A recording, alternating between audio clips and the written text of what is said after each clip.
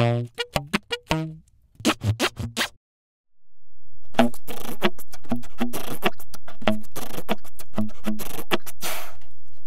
everybody, Derek Brown here with BEATBoX SAX with another Tuesday tutorial for you. You might notice that my voice is a little bit lower today, and that's because I'm dealing with a mild cold, and along with that, for me, always comes a sore throat, which isn't always great for talking. So today's episode is going to be a little bit shorter. It's kind of just a little addition to something else I've been talking about, and it's a technique, a little thing that I call hi-hat rolls. That's because it's supposed to sound like the hi-hat on a drum set, but when a drummer does kind of a roll technique with that. So we talked in an earlier episode that you can go back and see one of the original ones that I did called hi-hat clicks, where I'm just making a taka sound with the mouthpiece. So there's my hi-hat, and then I want this to sound like it's taka. I'm doing rolls with that, just to add another kind of color rhythmic thing. And so what I'm doing here is really basically almost identical to what I did with the bass flutters episode. So I'd also encourage you to check back on the bass flutter episode, where I am not rolling my R's so much on the roof of my mouth, the tongue on the roof of my mouth, but rolling my T's, so against the teeth. So not the motorcycle sound when you're a kid, but the machine gun sound that you would make when you were a kid.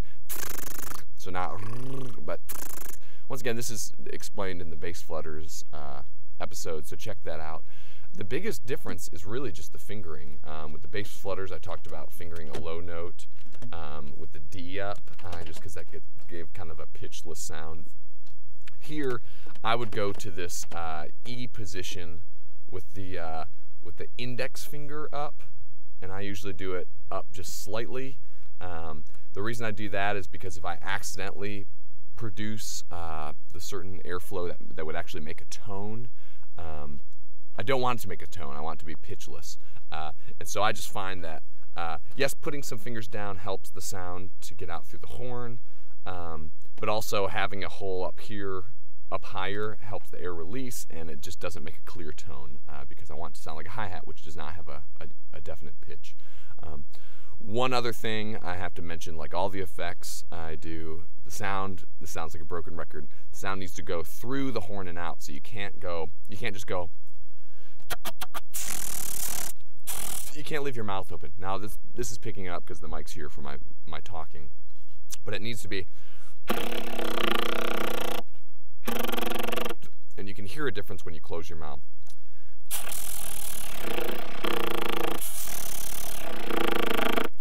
And that's what we're going for. So lots of different things you can do to practice this. So first involves just learning to flutter your T's, which some people either can do it or can't. If you can't, you can work on it. I couldn't, for example, I never could roll my R's, and I learned to do that. Involves some pressure of your tongue against your teeth, and just finding the right amount of air to shoot through there, just letting enough air, and so it actually starts to vibrate. Then there are exercises you can do to just be able to throw that in to mix it with your taka. So like just going taka,